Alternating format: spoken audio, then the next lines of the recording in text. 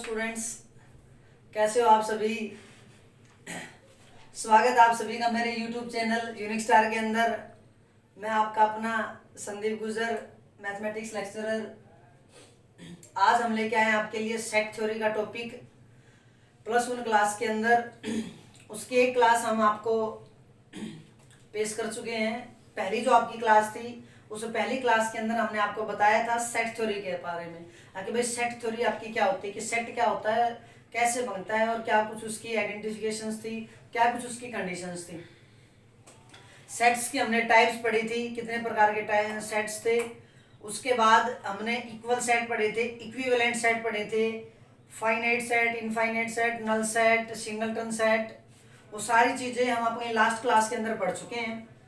तो जिन भी बच्चों ने वो क्लास अभी तक नहीं देखी है वो सभी पहले पहली क्लास को देखें, उसके बाद सेकंड क्लास को देखें। आज का जो अपना टॉपिक है वो सेट थ्योरी के ऊपर ही आपकी एलिमेंट्स की जो बुक है और आर.डी. शर्मा की जो बुक है उस बुक से दोनों से मिक्सअप। पहला जो क्वेश्चन है, पहली एक्सरसाइज जो आपकी 1.1, उस 1.1 एक्सरसाइज को स्टार्ट करते हैं। उसके अंदर जो भी मेन जो क्वेश्चन है वो आपके हम सोल्व करते हैं। तो आइए हम स्टार्ट करते हैं। तो भाई आज का अपना पहला जो क्वेश्चन है वो ये है कि भी नीचे जो भी आपको कुछ स्टेटमेंट दी गई हैं उन स्टेटमेंट में से आपको ये बताना है कि which of the following are sets और विच आर नॉट। कौन से तो इसके अंदर सेट हैं और कौन से इसके अंदर सेट नहीं है। तो भाई लास्ट क्लास में हमने आपको बताया था सेट की जब डेफिनेशन जब दी थी तो सेट की डेफिनेशन के अंदर हमने आपको ये बात बताई थी भाई किस स्टेटमेंट को आप सेट कहोगे, किस कलेक्शन को आप सेट कहोगे। तो एक वेल डिफाइंड कलेक्शन थी, उसको हमने सेट कहा था। तो उसी डेफिनेशन के बेस पे हम यहाँ पे देखते हैं कि भाई इसमें से कौन से आपके पास सेट है और कौन सा नहीं। तो सबसे पहला जो है collection of all prime integers, सभी प्राइम इंटीजर्स जो हैं उनकी क्या करनी भाई, आपको कलेक्शन करनी है। अब प्राइम इंटीजर्स की जब बात आएगी तो प्राइम इंटीजर्स की जब हम बात करें, अब सभी को पता है कि प्राइम इंटीजर्स जो हैं वो आपके ऐसे नंबर हैं जो सिर्फ खुद से डिवाइड होते हैं और 1 से। तो सभी को पता है कि भाई आपके जो प्राइम इंटीजर्स हैं 2, 3, 5, 7, 9 इस टाइप से ये जो भी नंबर है, सभी जो भी नंबर आपको बताएगा वो सभी इन्हीं नंबर्स को बताएंगे। तो ये तो अपने आप में क्या होगी, वेल डिफाइंड कलेक्शन होगी। और अगर ये वेल डिफाइंड कलेक्शन होगी तो भैया आपके पास क्या अपने आप में क्या एक सेट है, अपने आप में क्या एक सेट है। उसके बाद collection of good hockey players, जो भी हॉकी प्लेयर है ना उनमें जो गुड जो हैं, अच्छे जो हैं, अच्छे हॉकी प्लेयर्स जो है ना उनकी जो कलेक्शन है वो आपको बताएंगे कि वो आपके पास एक सेट होगा या नहीं होगा। तो भाई अच्छे हॉकी प्लेयर्स हमने जब लास्ट टाइम जब आपको बताया था तो एक नोट लिखवाया था भाई कि किसी भी आदमी की या किसी भी वस्तु की गुणदोष के बारे में जब बात होगी ना, तो गुणदोष में जब बात आएगी तो उस देश में उसकी क्वालिटेटिव एप्टीट्यूड की जब बात होगी, उस क्वालिटेटिव एट्रीब्यूट्स के अंदर हम वहाँ पे उसको वेल डिफाइंड कलेक्शन नहीं बोल सकते। क्योंकि मेन जो है जब क्वालिटेटिव एट्रीब्यूट जब होगा तो उस केस में आपके पास जो वैल्यू जो आएगी ना वहाँ पे आप उसको जस्टिफाई नहीं कर पाते। किसी का तरह कुछ होता है, किसी का तरह के कुछ होता है। तो यहाँ पर भी वही बात है, collection of good hockey players. अब यहाँ पे जब हम कलेक्शन जब करेंगे तो हॉकी प्लेयर्स की जब बात आएगी तो भाई किसी की पसंद तो कोई अपने आप ने, कोई किसी ने अच्छा मान रहा है, कोई किसी ने अच्छा मान रहा है। तो कहता है कि ये जो अपने आप में एक हॉकी प्लेयर जो कलेक्शन जो होगी गुड हॉकी प्लेयर्स की वो आपकी वेल डिफाइंड कलेक्शन नहीं है। वेल डिफाइंड कलेक्शन नहीं है तो ये सेट भी नहीं है आपका, ठीक है। उसके बाद थर्ड जो है the collection of novels written by Munshi Premchand. अगर मुंशी प्रेमचंद एक आपके इतिहास के अंदर अपने हिंदुस्तान के बहुत ही अच्छे राइटर थे। मुंशी प्रेमचंद जो बहुत ही अच्छे नॉवेल्स लिखते थे, स्टोरी लिखते थे, उपन्यास, कहानी उपन्यास, ये सारी चीजें उन्होंने लिखी। तो उनके द्वारा कहता है कि the collection of all novels, the collection of novels written by Munshi Premchand. Munshi Premchand के द्वारा जितने भी नॉवेल्स लिखे गए हैं ना उनकी कलेक्शन बतानी है। आगे भाई वो आपकी क्या होगी, एक वेल डिफाइंड कलेक्शन होगी। अब भाई कोई कहेगा कि सर ये तो एक वेल डिफाइंड कलेक्शन नहीं है। भाई क्यों नहीं है? वो कहेगा कि सर हमने तो 2-4 नाम का बेरा है। भाई चलो ठीक है कि आपको 2-4 नामों का पता है, बट जरूरी थोड़ी है कि वही है। हाँ वो होता ना कि अगर वही है उसकी रचना होती तब तो मान लेते कि चलो ठीक है भाई दोस्त ने बताई जब तो कोई दिक्कत नहीं है। बट आपको कितना पता ये कोई जरूरी नहीं, टोटल उसने कितनी लिखी उसका कहीं ना कहीं तो आपका रिकॉर्ड होगा, वो आपको बता देंगे। आखिर उसने कितनी रचनाएं लिखी, कितने नॉवेल्स लिखे थे, वो सारे कहीं ना कहीं तो मिलेंगे आपको। और जहां पर भी मिलेंगे तो अब सब उस जगह पे जाएंगे और देखेंगे उसके द्वारा जितने भी नॉवेल्स लिखे गए थे उसके अंदर जो भी कलेक्शन, जो भी नाम आप दोगे वो सारे के सारे नाम सभी के सेम होंगे। अगर सभी के नाम सेम होंगे तो ये अपने आप में क्या है, एक वेल डिफाइंड कलेक्शन। और वेल डिफाइंड कलेक्शन अगर है तो ये अपने आप में क्या है, एक सेट है भाई।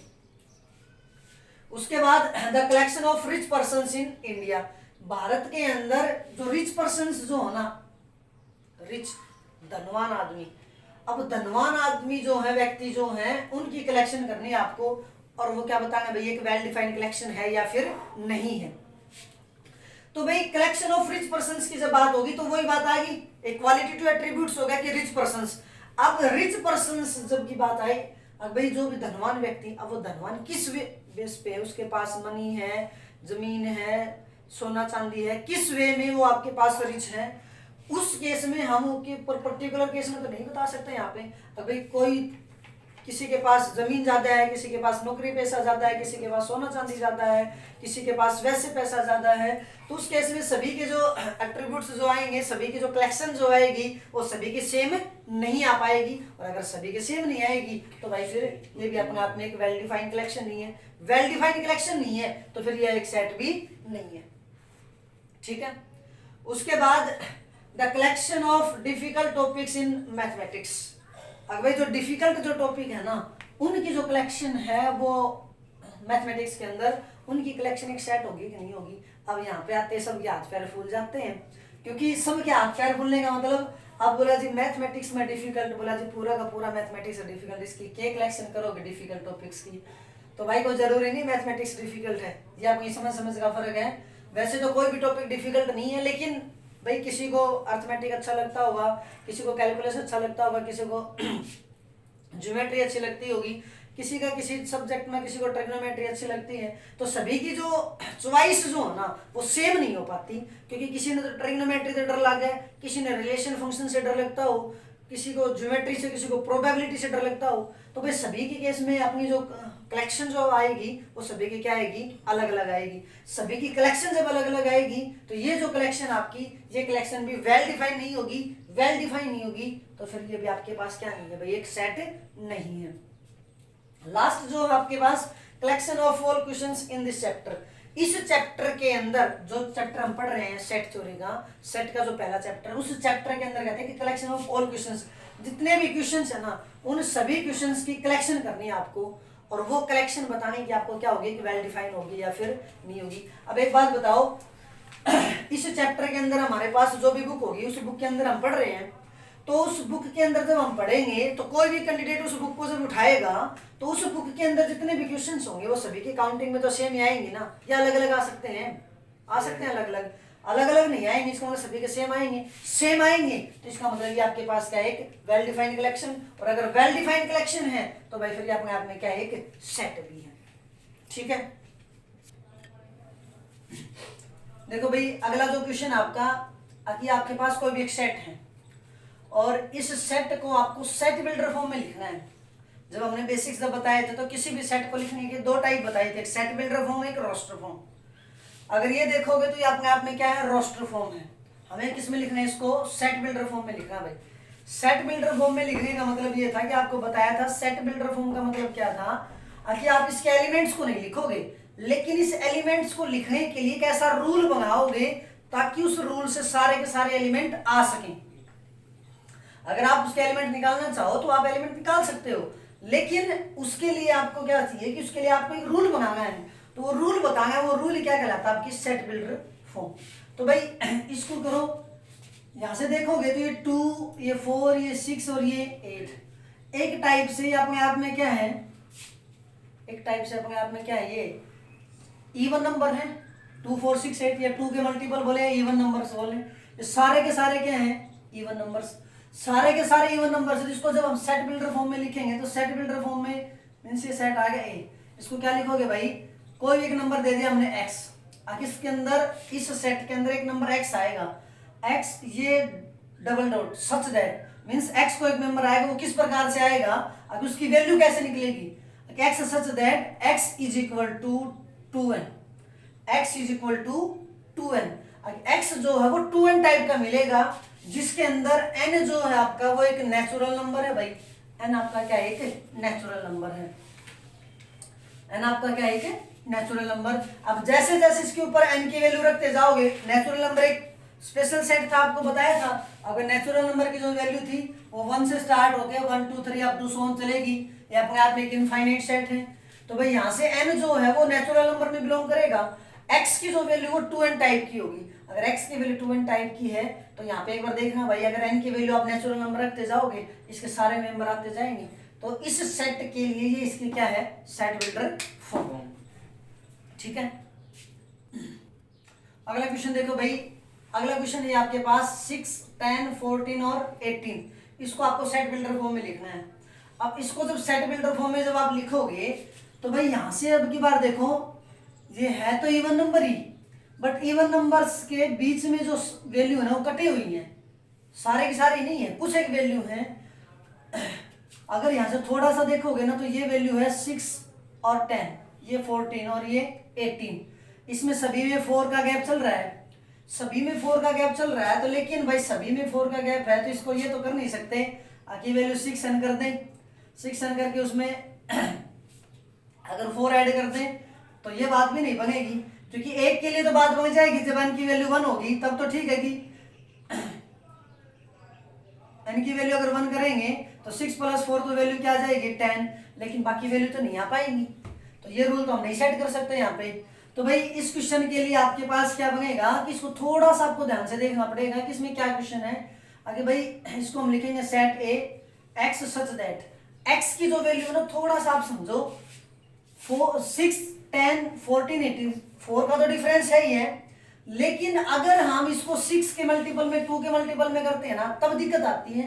इसको हम करते हैं 4 के मल्टीपल में, किसके मल्टीपल में, 4 के मल्टीपल में, 4n + 2 टाइप की, क्योंकि अगर n की वैल्यू 1 रखेंगे ना तो देखो हर वैल्यू के अंदर 2 ऐड होता जाएगा, 4 में 2 ऐड करेंगे 6 आ जाएगा, 4 में अगर इसका ट्वाइस कर दोगे फिर 2 ऐड करोगे तो 10 मींस सारी की सारी वैल्यू आती जाएंगी। तो भाई हम x को क्या लिख सकते हैं, x is equal to 4n + 2, x is equal to 4n + 2। साथ में n की जो वैल्यू है वो आपके पास क्या होगी भाई, नेचुरल नंबर, लेकिन अब की बात देखो इसमें सिर्फ 4 ही एलिमेंट है, तो 4 एलिमेंट कब तक आएंगे वो वैल्यू हमें लिखनी है। तो 4 एलिमेंट मींस यहाँ पे साथ ही साथ n की जो वैल्यू वो लेस देन इक्वल टू कितनी आएगी भाई, less than equal to 4, less than equal to 4, क्योंकि जैसे आप n की वैल्यू रखोगे 1, n की वैल्यू 1 रखोगे, x की वैल्यू क्या आ जाएगी 4 × 1 + 2 मतलब कि 6, अगर 2 रखोगे तो x is equal to 4 × 2 + 2 is equal to 10 आ जाएंगी इसी टाइप से सारे की सारी वैल्यू। तो भाई इस क्वेश्चन के लिए इसकी ये जो है आपकी सेट बिल्डर फॉर्म। तो भाई अगला जो क्वेश्चन आपका ये 1/2 2/3 3/4 4/5 5/6 और 6/7, इसको भी आपको किसमें लिखना है, सेट बिल्डर फॉर्म में। अब आपको क्वेश्चंस को थोड़ा सा ध्यान से देखना है कि क्वेश्चन के अंदर है क्या। देखना भाई एक बार क्वेश्चन के अंदर ये 1 और ये 2, 1 और 2 हर टर्म में 1 1 का डिफरेंस है, और जो इधर नीचे वैल्यू आगे जाके ऊपर चली जाती है, इधर जो वैल्यू आगे जाके ऊपर चलती जा रही है, सारे के सारे नेचुरल नंबर हैं भाई, 1 2 3 अप टू 6 तक सारे के सारे नेचुरल नंबर हैं। नीचे जो वैल्यू उससे एक ज्यादा वैल्यू है, ऊपर एक नेचुरल नंबर उसके बाद नीचे उसके जस्ट उससे अगला नेचुरल मींस एक ज्यादा है।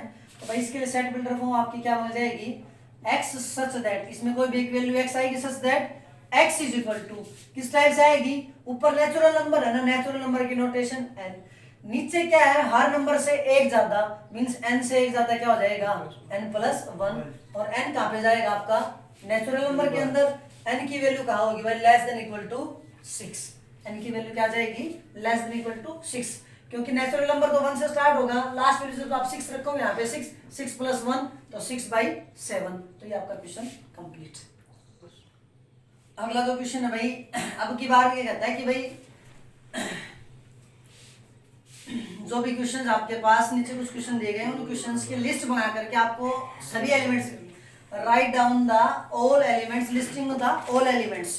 नीचे जो भी आपको क्वेश्चन दिए गए हैं ये क्वेश्चन, इन क्वेश्चंस के जितने भी एलिमेंट आएंगे उन सभी एलिमेंट्स की आपको लिस्ट बनानी है, और लिस्ट बनाने का मतलब आपको एलिमेंट लिखने हैं, और एलिमेंट लिखने का मतलब क्या है भाई, आपको रोस्टर फॉर्म बनानी है। अब की बार क्या बनानी है, रोस्टर फॉर्म। और रोस्टर फॉर्म के अंदर क्या आता है कि जो भी जितने भी एलिमेंट होंगे सेट के अंदर, वो सारे के सारे एलिमेंट हमें यहाँ पे राइट डाउन करने लिखने हैं, और लिख के एक सेट के अंदर एक ब्रैकेट के अंदर हम उसको बंद करते हैं, मीन्स एक सेट बना देंगे।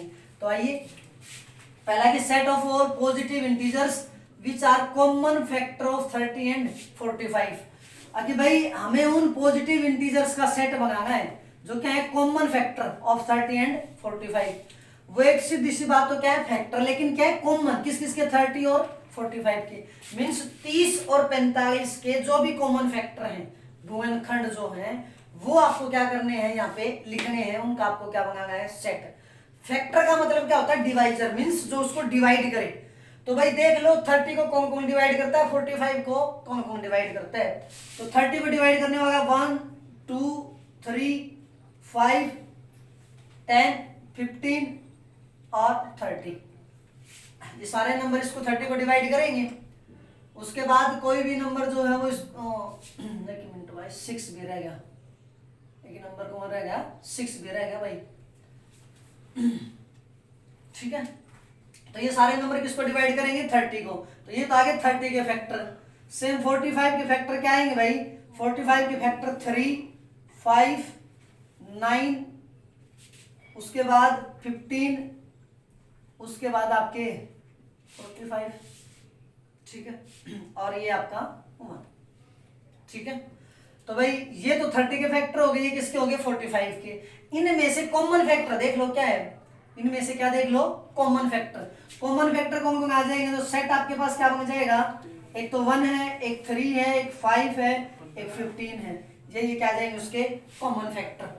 तो ये कहा था कि पॉजिटिव इंटीजर्स की कलेक्शन करनी है, उसमें से आपको सेट बनाना है जो कॉमन फैक्टर है 30 और 45 के। तो 30 के फैक्टर ये रहे, 45 के ये रहे, दोनों के कॉमन जो जो थे वो हमने लिख लिए, ठीक है, कोई दिक्कत। अब आइए इस क्वेश्चन पे। इस क्वेश्चन पे जब आओगे तो कहता है कि इस सेट के वो सारे एलिमेंट लिखने हैं जो जो इस कंडीशन को सेटिस्फाई करेंगे। क्या कंडीशन है भाई आपकी, अगर इसमें एक एक्स आएगा कि अगर उसका स्क्वायर कर देंगे ना तो वो नंबर क्या हो जाएगा, 4 हो जाएगा। और एक्स की वैल्यू कितनी है, 3। एक्स की वैल्यू 3 होगी, लेकिन जब उसको स्क्वायर करेंगे तो क्या आ जाएगा, 4। हमें वो सारे एलिमेंट यहाँ पे लिखने हैं जो 3 के तो इक्वल है और उनका स्क्वायर किसके बराबर है, 4 के। एक बात बताओ, x is equal to 3 value इसने फिक्स कर दी, भाई x की वैल्यू कितनी होगी, 3। x 3 है, लेकिन इसका स्क्वायर, x का स्क्वायर किसके बराबर आना चाहिए, 4 के। क्या 3 का स्क्वायर 4 के बराबर आता है भाई, 3 स्क्वायर इज इक्वल टू क्या होता है, 9। और ये तो क्या कहता है किसके बराबर होना चाहिए, 4 के। 4 के तो ये बराबर नहीं है। इसका मतलब यहां से कोई एलिमेंट आया जो 3 तो है, लेकिन उसका स्क्वायर क्या होना चाहिए, 4। तो क्या कोई ऐसा एलिमेंट है जिसका स्क्वायर करो और क्या आ जाए, 4, और वो 3 के बराबर हो, है कोई ऐसा एलिमेंट? ऐसा तो कोई भी एलिमेंट नहीं है। अब कोई भी एलिमेंट नहीं है जिसका मतलब इसमें कोई भी एलिमेंट नहीं आएगा। अब इसमें कोई भी एलिमेंट नहीं आएगा ना, मींस इस सेट में एक भी एलिमेंट नहीं है। और जिस सेट में एक भी एलिमेंट नहीं है वो था आपके पास null set, empty set, void set. और नल सेट को, वॉइड सेट को लिखने का जो तरीका जो था वो आपको बताया था भाई, या तो सिर्फ ये लिखो या फिर आप ये लिखो, ये दोनों ही क्या आपके नल सेट हैं। कई बार इसके अंदर बच्चे गलती क्या करते हैं भाई, इसमें कोई भी एलिमेंट नहीं आएगा, बोला जी कोई भी नहीं, मतलब कि 0 एलिमेंट। और 0 एलिमेंट आने का मतलब बोला जी ये आ गया इसका। अरे भाई हमने बताया था कि 0, चलो इसकी वैल्यू 0 है, बट ये इस सेट के अंदर तो आ गया। और हमने कहा था कि जब इस सेट के अंदर घुसोगे ना तो देखो यहाँ पे तो जब घुसोगे तो कोई कहीं पे आर पार निकल जाओगे, लेकिन इसमें घुसोगे 0 से टकराना पड़ेगा। तो हमें टकराना नहीं है, हमें तो आर पार निकलना है। तो आर पार तो आप इनमें निकल सकते हो, इनमें नहीं निकल सकते। इसका मतलब ये जो है आपकी ये नल सेट की नोटेशन नहीं है भाई, ये नल सेट की नोटेशन नहीं है। गलती से इसको मत लिख देना, नल सेट की नोटेशन ये दोनों है, गलती से भी ये मत लिख देना भाई, ठीक है। तो ये भी क्लियर। उसके बाद जो है ये आपके पास लास्ट जो तो भाई अगला क्वेश्चन ये आपका x such that x belongs to z। x कोई भी एक नंबर, एक मेंबर आएगा इसमें जो एक इंटीजर है। क्या अपने आप में एक इंटीजर है, लेकिन 6x square plus 5x minus 4 is equal to 0। Means ये आपके पास कोई भी इक्वेशन है, इस इक्वेशन का सॉल्यूशन सेट जो बनेगा ना वही सेट के मेंबर बनेंगे। लेकिन जो भी सॉल्यूशन सेट आएगा उस सेट में सारे के सारे मेंबर क्या होने चाहिए भाई, इंटीजर वैल्यू। मीन्स जो जो इस सॉल्यूशन की, इस इक्वेशन के इंटीजर सॉल्यूशन आएंगे वो इस सेट के अंदर लिखे जाएंगे भाई। तो हमें ये इक्वेशन सोल्व करनी है। इस इक्वेशन को जब सोल्व करोगे 6x² + 5x - 4 = 0। अब आपको ये तरीका बता रखा है भाई, आपने पढ़ा होगा कि जब इस किसी भी इक्वेशन के जब आप फैक्टर करते हो तो कैसे करते हो। अगर सबसे पहले इन दोनों की मल्टीप्लाई करनी होती है, इन दोनों की मल्टीप्लाई करोगे तो भाई ये वैल्यू आ जाएगी आपकी -24। किसकी वैल्यू आ गई? -24। अब इस -24 को दो पार्ट्स में तोड़ना है, इस -24 को दो पार्ट्स में तोड़ना है, और वो दो पार्ट आपके ऐसे होने चाहिए, उनकी मल्टीप्लाई करोगे तो -24 के बराबर आनी चाहिए, और उनका प्लस माइनस अगर करोगे तो ये +5 के बराबर आना चाहिए। यहाँ पे वैल्यू नेगेटिव है तो आपको इन दोनों नंबर्स का क्या करना पड़ेगा? माइनस करना पड़ेगा। माइनस जो है वो 5 आना चाहिए, +5, और दोनों की मल्टीप्लाई किसके बराबर आनी चाहिए? -24 के बराबर। तो भाई ऐसे जब आप वैल्यू सोल्व करोगे तो आपके पास एक नंबर 8, एक नंबर आपके पास क्या आ जाएगा? 3। एक नंबर 8, एक नंबर आपके पास क्या है? 3। 8 और 3 जब आपके पास कोई वैल्यू है तो भाई 8 और 3 की जब मल्टीप्लाई करवाओगे तो 24 आ जाएगा, लेकिन हमें तो कितना चाहिए? -24। तो इनमें से एक को क्या लेना पड़ेगा? नेगेटिव। नेगेटिव हम उस वैल्यू को लेंगे क्योंकि हमें बाद में क्या करना है भाई, दोनों अपोजिट साइन के आएंगे, अपोजिट साइन के आएंगे तो यहाँ पे लास्ट में जब प्लस माइनस करेंगे तो हमें +5 बचाना है, और +5 जब बचेगा, जब दो नंबर्स की प्लस माइनस जब करोगे तो प्लस का साइन तब बचेगा जब बड़ी वैल्यू प्लस की होगी। अगर बड़ी वैल्यू माइनस की है तो साइन माइनस का बचेगा, बड़ी वैल्यू प्लस की है तो साइन किसका लगेगा? प्लस का। तो हमें +5 बचाना, इसलिए ये वैल्यू प्लस की और ये किसकी आ जाएगी? माइनस की। तो भाई हम इस टर्म को ना स्प्लिट कर देते हैं, तोड़ देते हैं इन दो फैक्टर्स में। तो क्या आएगा ये आपके पास? 6x² प्लस में 8x माइनस में 3x और -4 = क्या आ जाएगा भाई आपके पास? 0। अब यहां से जब आप सोल्व करोगे तो भाई 4 टर्म आई, 4 में से इन दो को सोल्व कर लो, इन दो को सोल्व कर लो, कोई दिक्कत नहीं है। इन दोनों के अंदर आपके पास क्या कॉमन दिखाई दे रहा है भाई? एक तो आपको 2 कॉमन दिखाई दे रहा होगा, एक x कॉमन दिखाई दे रहा होगा, तो मीन्स यहाँ से क्या कॉमन आ जाएगा आपके पास? 2x कॉमन आएगा। 2x कॉमन आएगा तो यहाँ से कितना बच जाएगा भाई? 3x। यहाँ से कितना बचेगा भाई? 4। ठीक है। अब इनमें से हमें एक ऐसी वैल्यू कॉमन लेनी है, हमें इनमें से ऐसी वैल्यू कॉमन लेनी है ताकि कॉमन लेने के बाद ये जो टर्म है ना, ये फैक्टर सेम यहाँ पे भी बचना चाहिए भाई, और यहाँ पे भी बचना चाहिए। तो ये -3x -4 है, तो यहाँ से जब आप सोल्व करोगे तो यहाँ पे कितना कॉमन आएगा? -1। और भाई यहाँ पे कई बार बच्चे गलती करते हैं भाई, ये प्लस माइनस का साइन लगाना भूल जाते हैं, इसको सीधा क्या लिख देते हैं? बोला जी ये 1 आ गया, हो गया कल्याण। यहाँ का साइन जो है वो प्लस का है चाहे माइनस का है, साइन इसके साथ जरूर लिखना है। दूसरा जो काम है, इस ब्रैकेट को ज्यादा दूर नहीं लिखना, बस इसके थोड़ा सा नजदीक लिखना है भाई। तो यहाँ पे इन दोनों में क्या कॉमन आ जाएगा? -1, ये बच जाएगा भाई 3x + 4 = 0। अब दोनों में से क्या कॉमन आ गया भाई? 3x + 4 कॉमन आ गया, यहाँ से क्या बच गया? 2x - 1 = 0। अब दोनों फैक्टर किसके बराबर है भाई? 0 के बराबर। तो 3x + 4 भी 0 के बराबर, और ये 2x - 1 भी 0 के बराबर, क्योंकि दो फैक्टर 0 के बराबर हैं, या तो ये 0 के बराबर होगा या फिर ये 0 के बराबर होगा। तो यहाँ से जब सोल्व करोगे x की वैल्यू आ जाएगी -4/3, और यहाँ से सोल्व करोगे x की वैल्यू आ जाएगी 1/2। अब अपना क्वेश्चन जो था वो क्वेश्चन ये था कि भाई हमें इस इक्वेशन के इंटीग्रल सॉल्यूशन बताने हैं, और जो भी इंटीग्रल सॉल्यूशन आएंगे वही सेट के क्या होंगे? एलिमेंट। लेकिन भाई जब हमने इस इक्वेशन को जब सोल्व किया ना, तो इक्वेशन को सोल्व करने से हमारे पास ये दो वैल्यू आई। क्या इन दोनों वैल्यू में से कौन सी भी इंटीग्रल वैल्यू है? कौन सी भी इंटीग्रल वैल्यू नहीं है। तो ना ये भी जेड से बिलोंग नहीं करती, ये भी जेड से बिलोंग नहीं करते, मीन्स जेड का मेंबर नहीं है, जेड का मेंबर नहीं है। तो इसका मतलब इसमें ऐसा कोई भी मेंबर, कोई भी एलिमेंट नहीं आ पाया जो इंटीजर हो, इस इक्वेशन को सेटिस्फाई करता हो, जो इस सेट के अंदर आ सके। तो इस सेट के अंदर भी कोई एलिमेंट नहीं, इसका मतलब ये भी अपने आप में क्या है? एक एम्प्टी सेट। और एम्प्टी सेट अगर है तो ये सेट की वैल्यू हो या तो खाली सेट या फिर क्या लिखोगे? 5। आपका क्वेश्चन कंप्लीट।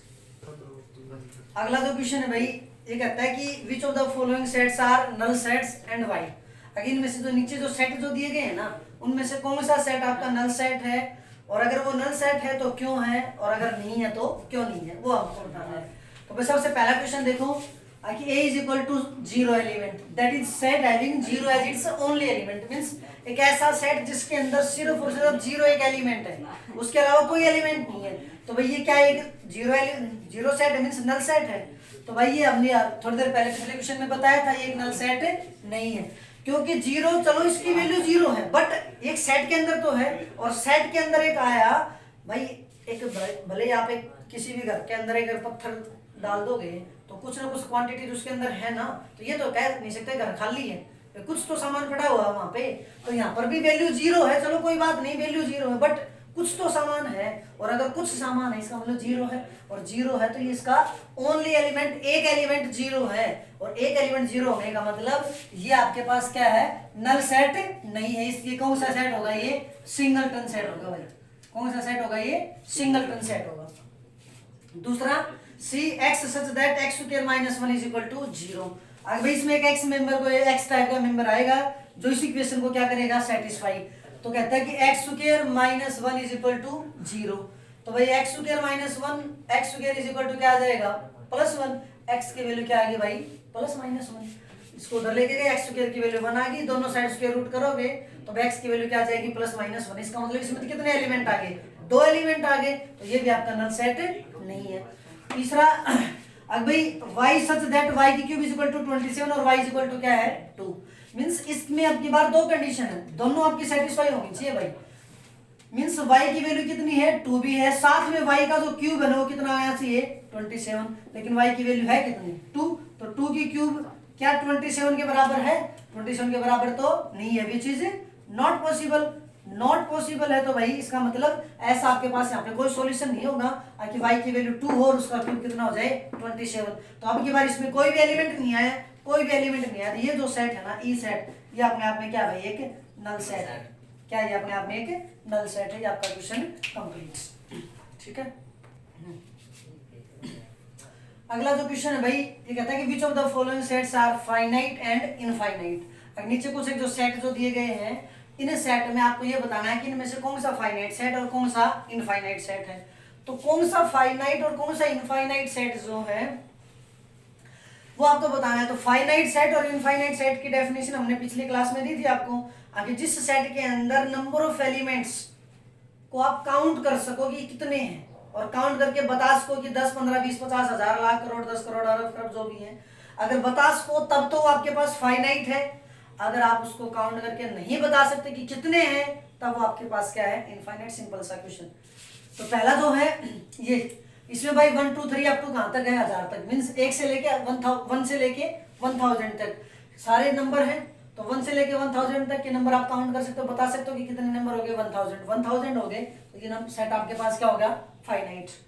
ये कहता है कि set of positive integers greater than 1000, उन सभी पॉजिटिव इंटीजर्स का सेट जो 1000 से क्या है, बड़े। अब भाई इंटीजर वैल्यू का कहीं कोई एंड है, कोई एंड नहीं है, और पॉजिटिव है मींस पॉजिटिव की साइड कहीं कोई एंड, क्योंकि आपकी बार उसने क्या बोला, ग्रेटर देन, लेस देन बोल देता ना तब तो ये फाइनाइट सेट हो जाता, बट इसने बोला कि ग्रेटर देन 1000, मींस यहां तक तो ठीक है कि 1000, इससे बड़े मींस 1001। अब इससे आगे चलता जाएगा, पता नहीं कहां तक है, अब इससे आगे का हमें नहीं पता, इसलिए यह कैसा सेट आपके पास, इनफाइनाइट सेट है। कौन सा सेट है ये, इनफाइनाइट सेट। तो ये आपके पास इनफाइनाइट सेट। ये भाई x सच दैट x एक कोई भी एक मेंबर आएगा, कैसे x नेचुरल नंबर होना चाहिए, साथ ही साथ इस इक्वेशन को क्या करना चाहिए, सेटिस्फाई। इस इक्वेशन को सेटिस्फाई करना चाहिए। तो भाई ये दो फैक्टर है 0 के बराबर हैं, तो x - 1 भी 0 के बराबर, x - 2 भी 0 के बराबर, x की वैल्यू 1 और x की वैल्यू कितनी आ गई, 2। तो x की वैल्यू 1 और x की वैल्यू 2, दो वैल्यू ऐसी जो दोनों नेचुरल नंबर हैं, इस इक्वेशन को भी क्या करती हैं, सेटिस्फाई। तो इस सेट में कितने एलिमेंट आ गए भाई, 1 और 2, और तो 1 और 2 तो दो मेंबर हुए, फाइनाइट। इसका मतलब ये सेट आपके पास कौन सा सेट हो गया, फाइनाइट सेट। आपका क्वेश्चन कंप्लीट। अगला जो क्वेश्चन है भाई, ये कहता है कि which of the following sets are equal और विच आर नॉट। अब नीचे जो भी सेट दिए गए कुछ, उनमें से कौन से सेट तो आपके इक्वल सेट और कौन से आपकी इक्वल सेट नहीं है। तो इक्वल सेट और इक्विवेलेंट सेट की हमने कल डेफिनेशन दी थी अपनी लास्ट क्लास में भाई, तो उसको एक बार देखना सभी। उसमें हमने आपको बताया था कि इक्वल सेट वो सेट होते हैं, उन सेट्स को आप इक्वल सेट बोलोगे जहां पर दोनों सेट के जितने भी एलिमेंट है ना सारे के सारे सेम हो, नंबर ऑफ एलिमेंट सेम, सकल सूरत भी सेम होनी चाहिए, आगे पीछे कहीं पे भी हो सकती है, उसमें कोई दिक्कत नहीं है, वो चलेगा। बट ऐसी कोई दिक्कत नहीं, अगर भाई अगर आगे पीछे है तो चलेगा, लेकिन होनी चाहिए सेम। अगर एक भी एलिमेंट अलग मिल गया तब वो आपके पास इक्वल सेट नहीं है, वो आपके पास क्या होगा, इक्विवेलेंट सेट होगा। तो देखिए आपका ये पहला सेट, इसके अंदर आपके पास 4 8 12 16 4 8 12 16 मेंबर है। बी सेट में 8 4 16 और ये जो मेंबर है ना 8, ये तीन तो ठीक थे, सेम थे 4 8 और 16 तो, बट ये 8 और इसमें 12, ये दोनों आपके क्या हो गए, अलग अलग एलिमेंट हो गए। भले इनके अंदर एलिमेंट की संख्या 4 है, इसके अंदर भी एलिमेंट की संख्या 4 है, बट 4 एलिमेंट की संख्या है, इसका मतलब इक्विवेलेंट तो है, लेकिन भाई एलिमेंट अलग अलग हो गए तो दोनों के दोनों सेट इक्वल नहीं है, ये दोनों सेट इक्वल नहीं है, means A not equal to B. दूसरा देखो भाई, x such that mod of x less than 2, x belongs to z। B set में -1 और 1, मींस बी सेट में तो दो मेंबर है -1 और 1। ए सेट के अंदर एक कोई मेंबर x आएगा, अगर उसका मोड लेंगे ना तो मोड की वैल्यू लेस देन क्या आएगी 2, तो x बिलोंगिंग्स टू z, लेकिन x क्या करना चाहिए z। इसका मतलब वो सारे के सारे इंटीजर्स जिनका मोड 2 से कम आए, मोड 2 से क्या है कम, लेकिन वो क्या हो इंटीजर हो, वो क्या हो इंटीजर। इसका मतलब सारे के सारे वैल्यू 2 से छोटे हो जिनका मोड 2 से कम हो, और भाई उन दोनों दो नंबर जो आपके क्या होने चाहिए इंटीजर। अब -1 है, 0 है, 1 है, -1 का मोड करोगे तो वैल्यू 1 देगा, 1 2 से छोटी है। 0 का मोड करोगे 0 वैल्यू देगा, 2 से छोटी। 1 का मोड करोगे 1 वैल्यू देगा लेस देन 2 है, लेकिन इसके अलावा तो कोई नहीं है। इसका मतलब इस सेट के अंदर ए सेट में तो कितने एलिमेंट आ गए, -1 0 और 1 एलिमेंट आ गए, क्योंकि देखो -1 भी इंटीजर, 0 भी इंटीजर है, 1 भी इंटीजर है, इसलिए तीनों सॉल्यूशन इसके आ गए।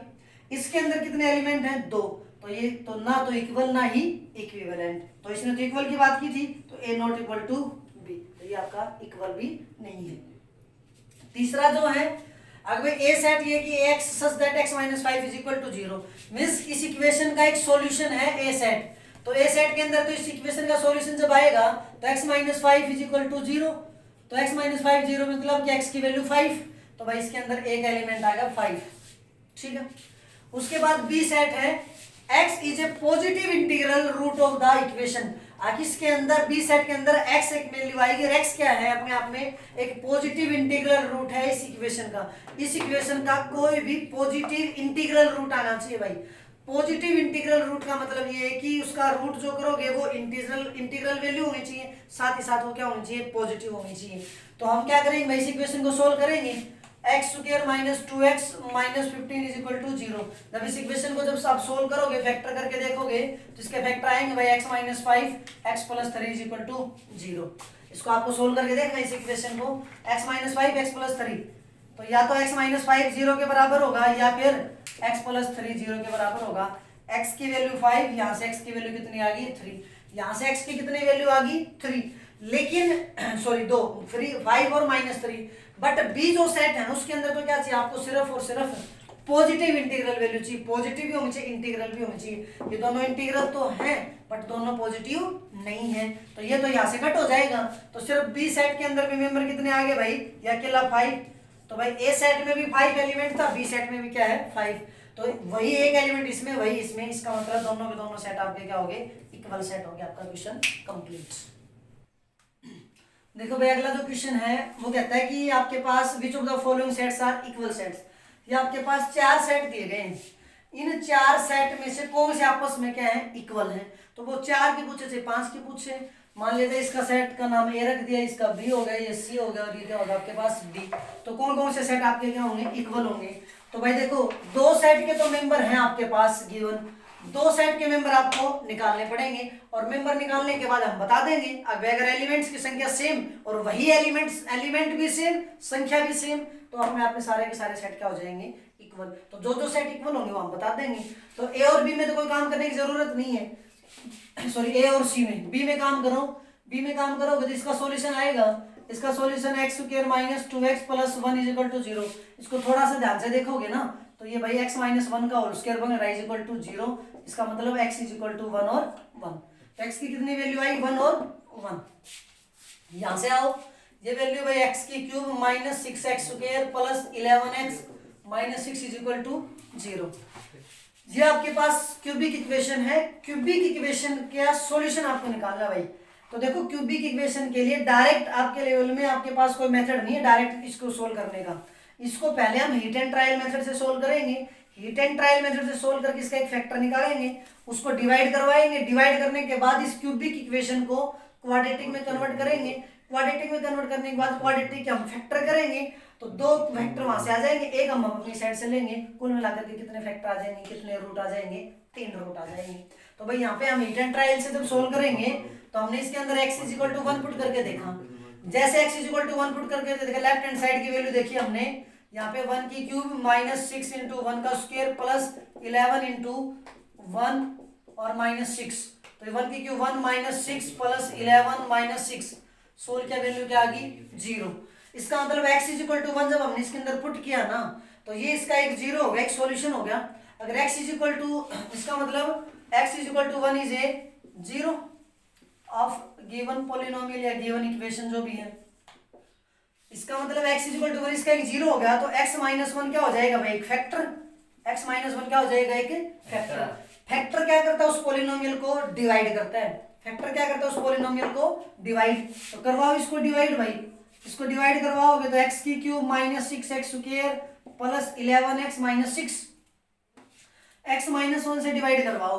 डिवाइड करना भाई आपको आना चाहिए बहुत अच्छे से, छोटी क्लास में आप सीख के आए हो। तो यहाँ पे भाग किस पे जाएगा, पहले x स्क्वायर पे भाग गया तो x cube -6x -x square, ये माइनस ये प्लस, क्योंकि दोनों प्लस के थे, ये दोनों माइनस की, इसलिए ये टर्म प्लस की, ये टर्म कैंसिल, माइनस के 6 प्लस के x, तो माइनस के 5x स्क्वायर आ गया। ये नीचे दोनों उतार लिए 11x माइनस के 6, यहाँ पे टर्म किस पे जाएगी, माइनस के 5x पे, तो -5x स्क्वायर और minus minus plus 5x minus, ठीक है। अब इसको माइनस करो, माइनस करोगे तो ये प्लस हो जाएगा, ये क्या हो जाएगा माइनस, तो ये तो कैंसिल 11x। और देखो जब साइन चेंज कर देते हैं ना तो ये बीच वाला साइन ना के बराबर होता है, नीचे वाला साइन यूज होता है, इसीलिए ये माइनस था, ये प्लस तो कैंसिल हो गया। यहाँ पे प्लस का 11, ये माइनस का 5 है, तो कितनी बच जाएगी वैल्यू 6x, यहाँ पे क्या आ गया 6, और बाकी इस पे चला जाएगा भाई 6 पे, तो 6x - 6, तो ये वैल्यू आपकी क्या आ गई 0 रिमाइंडर। इसका मतलब ये जो वैल्यू थी ना आपकी x की cube -6x square plus 11x -6 is equal to 0, इसको हम क्या लिख सकते हैं भाई, इन दोनों की प्रोडक्ट प्लस में रिमाइंडर। रिमाइंडर आपका 0 है तो इसकी जगह पे क्या लिख देंगे हम x -1 और ये value x square -5x plus 6 is equal to 0। तो ये तो है लीनियर वेक्टर में, इसको कन्वर्ट करो, इसके फैक्टर करने भाई आपको आने चाहिए। इसके फैक्टर जब करोगे तो ये वैल्यू आ जाएगी x -3 x -2 is equal to 0। तो ये तीनों फैक्टर 0 के बराबर, तो भाई x -1 0 के बराबर, x -3 0 के बराबर और x -2 भी 0 के बराबर। यहाँ से x की वैल्यू 1, यहाँ से x की वैल्यू 3, यहाँ से x की वैल्यू 2 आ गई भाई। यहाँ से x की वैल्यू 2 जब आई तो भाई ये जो वैल्यू आई आपके पास x -2 is equal to 0, x is equal to 2, तो ये तीनों वैल्यू आ गई आपके पास। इसका मतलब इस सेट के अंदर जो ये कंडीशन थी, इस कंडीशन को यूज करके हमने सेट के सारे एलिमेंट निकाल लिए। सारे एलिमेंट जब हमने निकाले तो भाई आपके पास यहाँ से क्या आ जाएगा, इस सेट को जब आप लिखना चाहोगे तो डी सेट के मेंबर कितने आगे भाई 1 2 और 3 आगे, 1 2 और 3। तो डी सेट में भी 1 2 3 एलिमेंट, सी सेट में भी 1 2 3, इसमें भी 1 2 3। देखो इसमें आगे पीछे लिखा हुआ है, हमने आपको बताया था आगे पीछे लिखने से कोई फर्क नहीं पड़ता, एक ही बात है, नंबर वही 3, ये 3 नंबर, ये भी 3, वही शक्ल सूरत इनकी है। इसका मतलब लेकिन बी सेट के अंदर जब हमने देखे तो बी सेट के अंदर ये 2 मेंबर थे 1, मीन्स इसको हम 1 ही लिखेंगे। तो इस सेट के अंदर तो 1 एलिमेंट, ये तो दौड़ से बाहर होगा इक्वल सेट की दौड़ से, तो इक्वल सेट की दौड़ में कौन कौन बच गया भाई ए सी और डी। तो यहाँ से आपके पास क्या आ गया भाई A is equal to C is equal to क्या आ गया डी, तीनों सेट आपके क्या हो गए इक्वल सेट हो गए, ठीक है, कोई दिक्कत। अब भाई तीनों सेट जब इक्वल हुए तो तीनों के अंदर एलिमेंट्स की संख्या सेम थी, शकल सूरत भी सेम थी, इसलिए तीनों के तीनों सेट आपके क्या हो गए इक्वल, ठीक है, कोई दिक्कत। तो भाई आज का जो अपना टॉपिक है वो कंप्लीट, पहली जो एक्सरसाइज आपकी वो पहली एक्सरसाइज कंप्लीट हो चुकी है। तो सभी इस एक्सरसाइज को सोल्व करेंगे, जो क्वेश्चंस हमने यहाँ पे छोड़े हैं वो ट्राई करना घर पे, जो भी नहीं आए कोई बात नहीं, हम उसको नेक्स्ट क्लास में या जो भी आपको प्रॉब्लम आएगी वो प्रॉब्लम आपको बता देंगे। मैसेज करके आप अपना नीचे जो लिंक दिया गया उसमें कमेंट सेक्शन में जाके कमेंट करें और बताएं कि जहाँ पे भी प्रॉब्लम है हम आपको सॉल्व करेंगे। लगातार चैनल को लाइक करें, शेयर करें, सब्सक्राइब करें। धन्यवाद।